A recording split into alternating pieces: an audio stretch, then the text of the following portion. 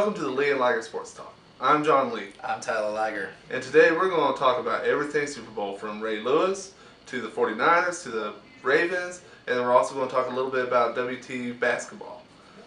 We're going to start it off, though, with Ray Lewis. Tyler, what do you think of Ray Lewis apparently using PEDs to come back from his injury? Well, first of all, it's the PEDs were dealing with more like deer antlers, the deer antler deal. It's kind of been a phenomenon as of late.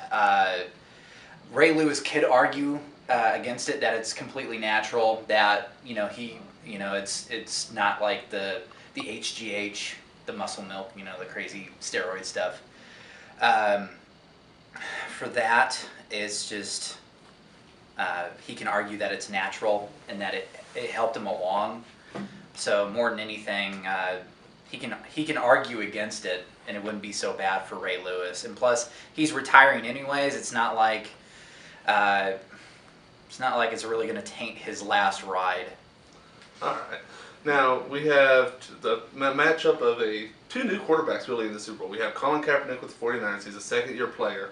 And then we got Joe Flacco with the Baltimore Ravens, who's on the last year of his contract. So he's going to be looking for a big Super Bowl win to be like, you know what, I'm an elite quarterback. Pay me like you paid Drew Brees. So who do you think has the edge, though? I seriously think it's Joe Flacco. Joe Flacco, in the playoffs, he's been nothing short of spectacular.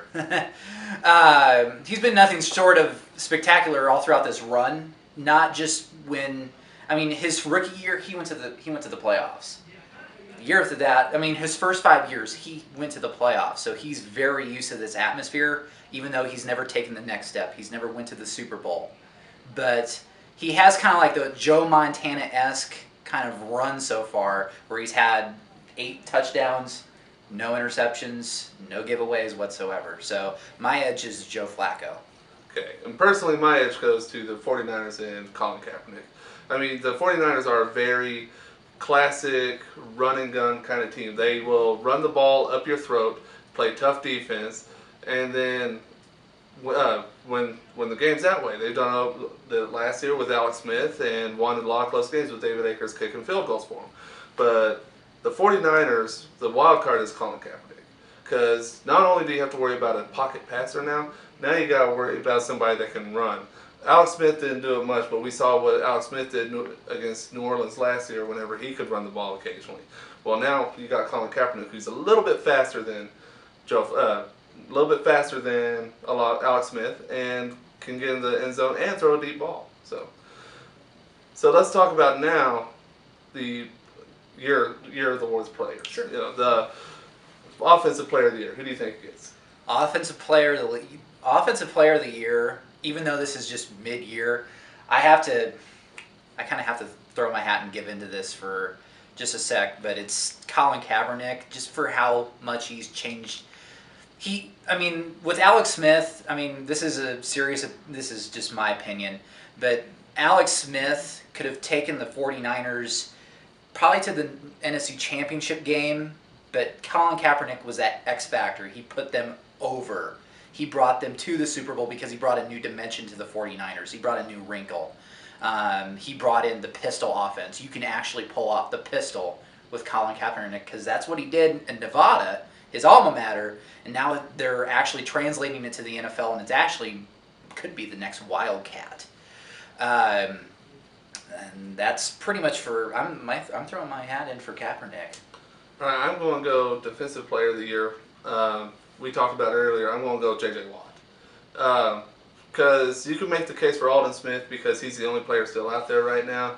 And you can make the case against J.J. Watt and Von Miller both that they didn't show up in big games.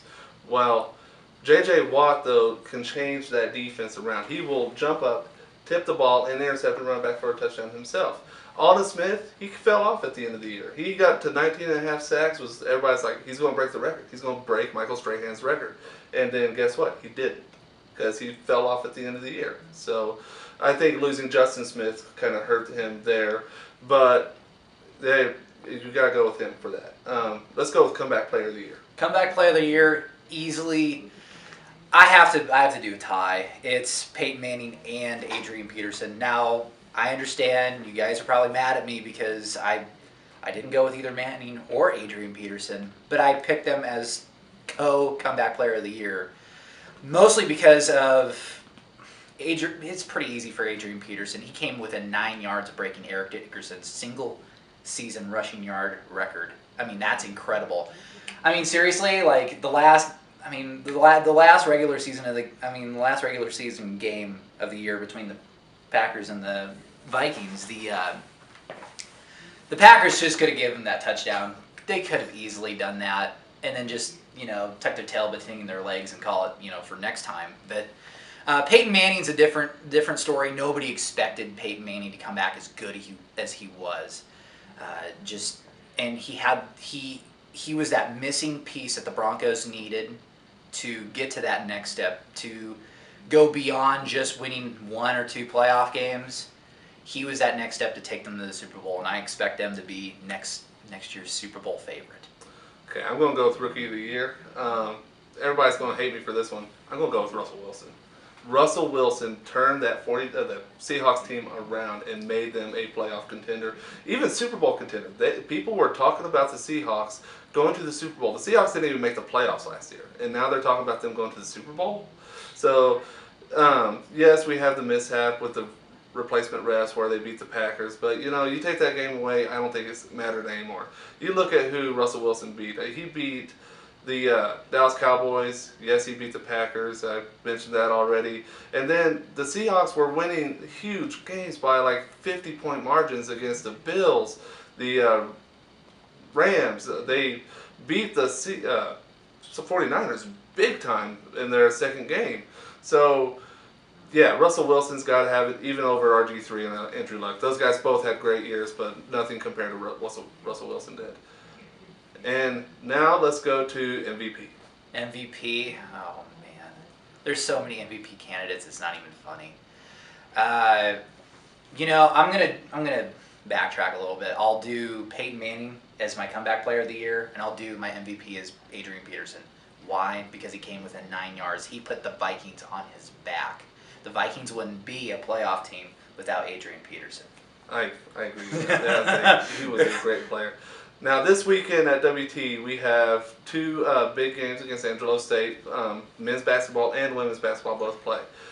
Men's basketball won the first matchup, 77-44. The ladies lost it in the overtime against Angelo State last time back in December.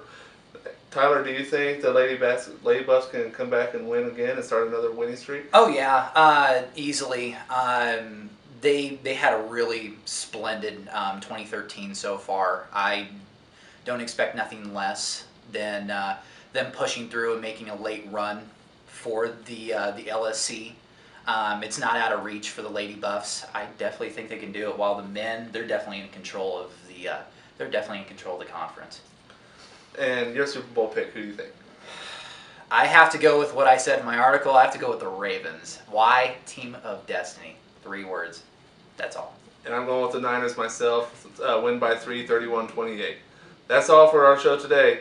Y'all come back next week. John Lee, Tyler Liger, we're out.